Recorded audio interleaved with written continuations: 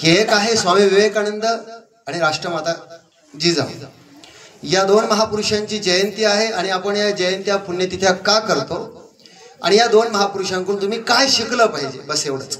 ज्या मोठ्या माणसांना समजून सांगणं सोपं असतं, लहान मुलांना सांभाळणं अवघड असतं आणि सारखं सांगावं लागतं शांत राहा शांत राहा. आणि तुमचा दोष नाही, कारण ज्या स्वामी विवेकानंदांची जयंती आपण करतो आहोत ते स्वामी विवेकानंद असं म्हणायचे की या देशाचा तरुण, या देशातला जो तरुण आहे त्याच्यामध्ये एक तेज असतं, एक बल असतं आणि ते त्याला शांत बसू देत नाही. म्हाताऱ्या माणसाला तुम्ही पळ म्हटले तरी तो पळणार नाही आणि लहान मुलाला तुम्ही शांत बस म्हटले तरी तो बसणार नाही, कारण त्याच्यामधलं चैतन्य त्याला शांत बसू देत नाही. आपल्याला वैताग घेतो त्याचा. म्हणून एका कवीची ओळ मला फार छान आठवते की जे खळाळत नाही त्याला पाणी म्हणू नये, जे खळाळत नाही त्याला पाणी म्हणू नये आणि जे उसळत नाही त्याला तारुण्य म्हणू नये. म्हणून तुमचं उसळणं हे अभिप्रेतच आहे. त्यामुळे विशेष मी अपेक्षित ठेवतो तुम्हाला शांत राहा असं म्हणणार नाही. आणि सुरुवात करण्यापूर्वी मी तुम्हाला हेही विचारतो, ह्या टाळ्या भाषण संपण्याकरता का सुरुवात करण्याकरता तेही सांगा. ज्या स्वामी विवेकानंदांची आपण जयंती साजरी करत आहोत त्यांच्या विचाराकडे येतो.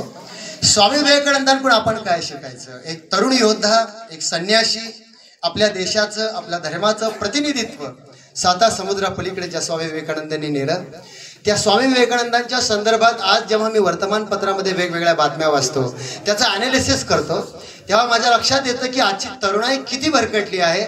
आजच्या तरुणाईला स्वामी विवेकानंदांचे, राष्ट्रमाता राजमाता जिजाऊंचे आणि छत्रपती शिवरायांच्या विचारांची गरज का आहे? मोबाईल मिळाला नाही म्हणून आत्महत्या करणारे, जीवनामध्ये अपयश आलं म्हणून आत्महत्या करणारे अनेक प्रकरणं मी पाहतो.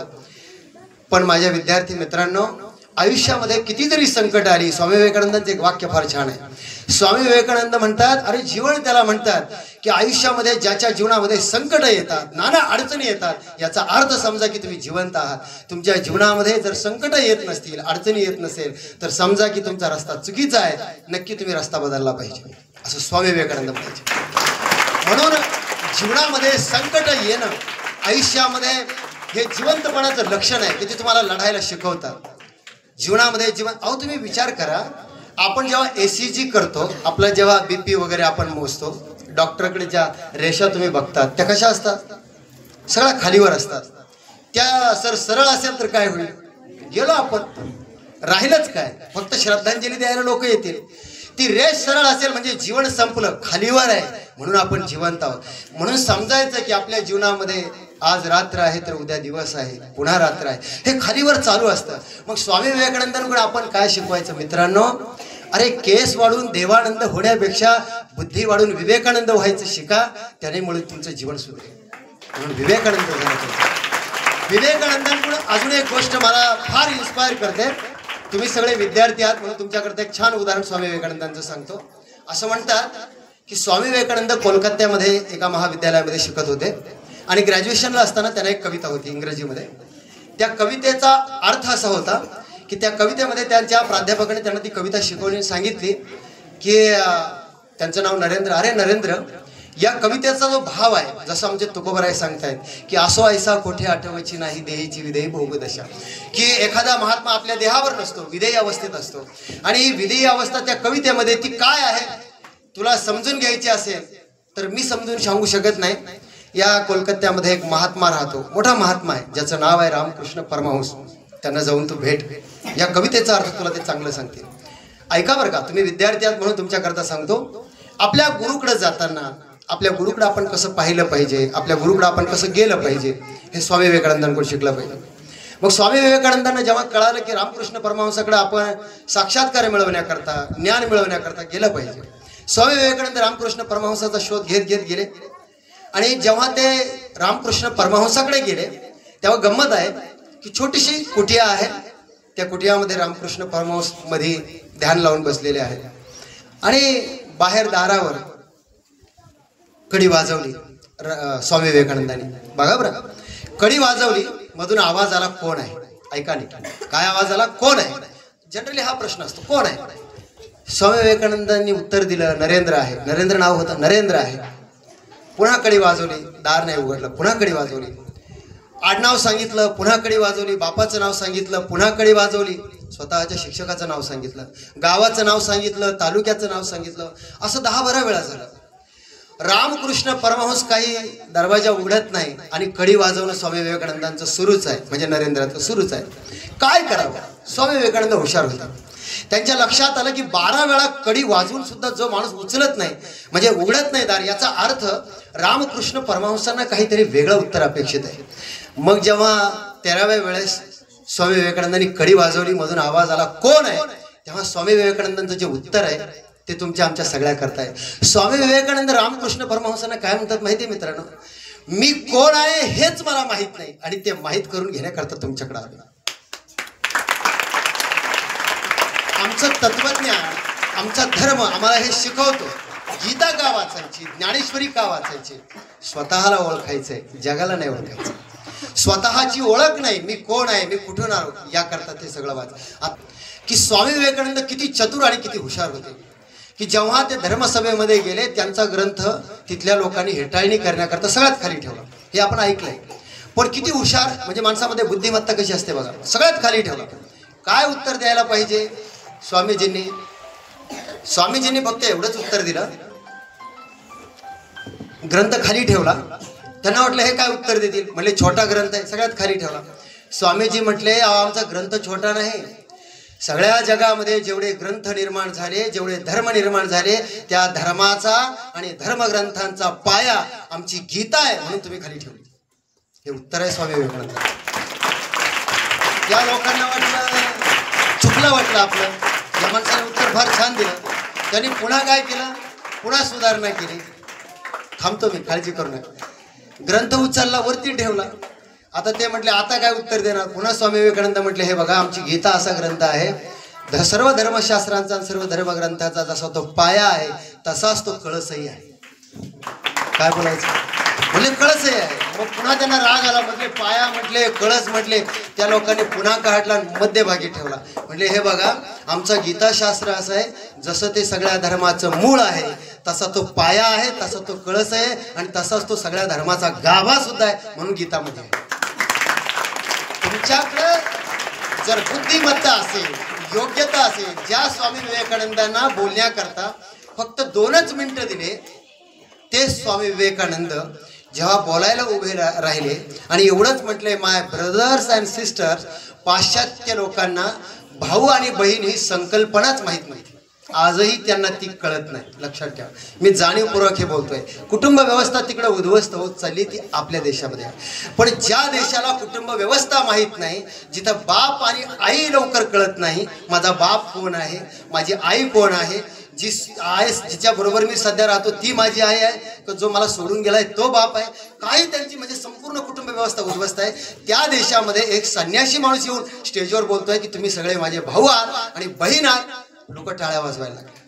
ही कल्पना पाश्चात्य राष्ट्रासाठी नवीन होती. म्हणून आपली संस्कृती, आपला धर्म, आपली परंपरा स्वामी विवेकानंद जेव्हा जगाला सांगतात, म्हणून मित्रांनो आपला देश, आपला कल्चर किती श्रेष्ठ आहे. परदेशातले लोक, ॲना नावाची एक मुलगी आहे, मी मुद्दाम तुम्हाला सांगतो, मध्यंतरी माझी तिची भेट झाली होती. पुण्यामध्ये ती PhD करत होती आपल्या कीर्तनशास्त्रावर आणि भारतीय परंपरेवर.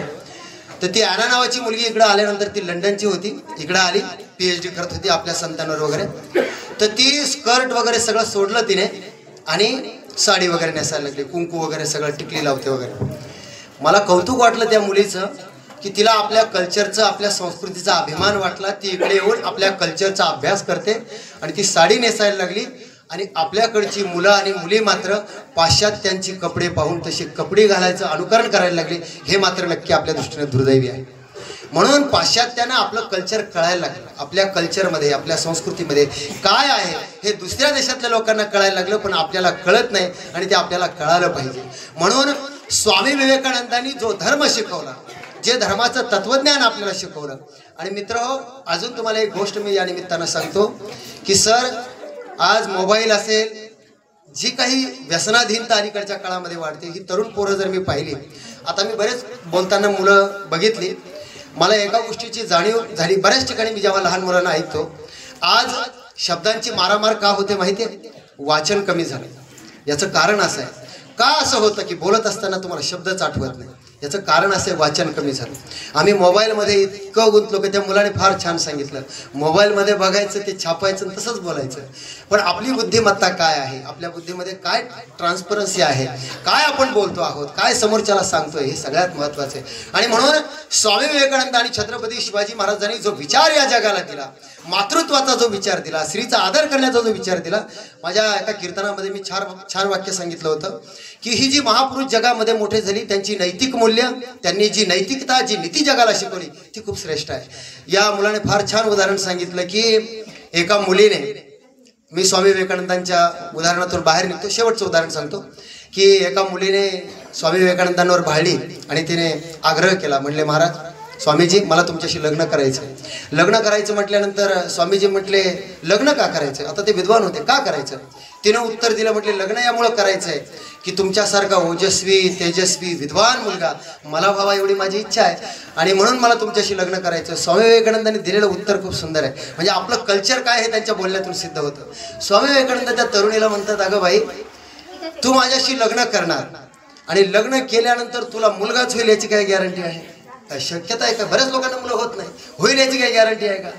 बरं लग्न झाल्यानंतर पुन्हा तो मुलगा, असं काही गॅरंटी आहे का या देशामध्ये, का विद्वानाची मुलं विद्वानच निघतील अशी काही गॅरंटी आहे का. रात्रीच मी माझ्या मुलांना सांगत होतो, परंपरेनं गादी भेटत असते, बुद्धी नाही. ऐका बरं का, माझ्या लहान मुलांना मी सांगत होतो, परंपरेनं तुम्हाला गादी भेटेल, बुद्धी नाही भेटू शकत. बुद्धी ही कमवावी लागते आणि त्याच्याकरता कष्टच करावे लागतात. हे शास्त्र सांगतं.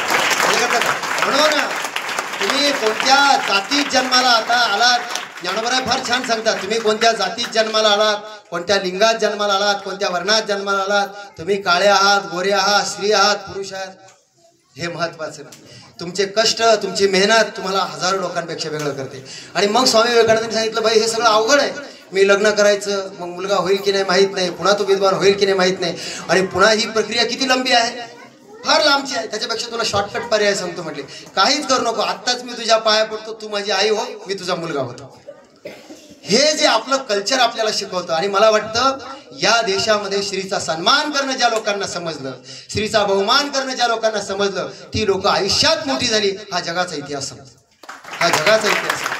म्हणून याकरता एक वाक्य मी नेहमी सांगत असतो की ज्याला स्त्री बहीण म्हणून कळाली तो मुक्ताईचा ज्ञानोबा झाला, ज्याला स्त्री बहीण म्हणून कळाली तो मुक्ताईचा ज्ञानोबा झाला, ज्याला स्त्री पत्नी म्हणून कळाली तो सीतेचा राम झाला, ज्याला स्त्री प्रेयसी म्हणून कळाली तो राधेचा श्याम झाला, आणि ज्याला स्त्री आई म्हणून कळाली तो जिजाऊचा शिवबा झाला. हे जीवनामध्ये आम्हाला कुठेतरी लक्षात घ्यावं लागतं. स्वामी विवेकानंदांवर थांबतो कारण स्वामी विवेकानंदांचं जे कॅरेक्टर आहे, जे चारित्र्य आहे, ते माणसाला ज्या विविध गोष्टी शिकवतं. आजच्या तरुणांनी त्यांच्याकडून हे शिकलं पाहिजे की जी ऊर्जा आहे आपल्यामध्ये, आणि खरंच सांगतो तुम्हाला तरुणाईमध्ये प्रचंड शक्ती आहे, प्रचंड सामर्थ्य आहे. आपला देश एवढा समृद्ध आहे संस्कृतीनं, कल्चरनं, विचारानं, पण तो विचार जर तुम्ही आत्मसात केला तर आणि तरच तुम्ही जगामध्ये मोठे होऊ शकतात. ज्ञानाची उपासना करा, ज्ञानाचा पाठलाग करा, कारण मला वाटतं जगामध्ये मोठं होण्याकरता ज्ञानासारखी मोठी गोष्ट जगामध्ये नाही. स्वामी विवेकानंदाने हे जगामध्ये सिद्ध केलं की जर तुमच्याजवळ ज्ञान असेल तर तुम्ही मोठं होऊ शकता. आणि एक सांगू का तुम्हाला, सत्ता आणि संपत्ती कितीही कमवा, त्या माणसाला मान मिळेलच याची शाश्वती नाही. संपत्ती जोपर्यंत तुमच्याकडे आहे तोपर्यंत लोक किंमत देतील, संपत्ती गेली किंमत गेली. पद जोपर्यंत आहे, पदाच्या बाबतीत तांबे सर तुम्हाला गमतीनं सांगतो, माझे आजोबा फार छान म्हणायचे, एखादा माणूस जर सरपंच झाला, आमदार झाला, त्याला किती दिवस किंमत हो, जोपर्यंत सरपंच आहे. सरपंचाला किंमत गावात, आमदाराला तालुक्यात, खासदाराला मंत्र्याला राज्यात, एखादा कॅबिनेट केंद्रीय मंत्री झाला देशात. पण विद्वान माणूस जर झाला ना, विद्वान सर्वत्र पूज्यते, विद्वान सर्वत्र पूज्यते. विद्वान माणसाची किंमत आहे. म्हणून तुम्ही बघा की एखादा राजा स्वतःचं राज्य निर्माण करू शकतो, पण माणूस जर विद्वत्ता कमवली तर तुम्ही जिथं जाल तिथं स्वतःचं साम्राज्य निर्माण कराल. ही ज्ञानाची ताकद आहे, ही स्वामी विवेकानंदांनी आपल्याला शिकवली. म्हणून सत्तेची मर्यादा आहे, संपत्तीची मर्यादा आहे. म्हणून मी गमतीनं सांगत असतो, एका गावामध्ये ऐका, सरपंच झाला एक माणूस आणि त्याच्या डोक्यामध्ये सरपंचकीची हवा गेली बरं का.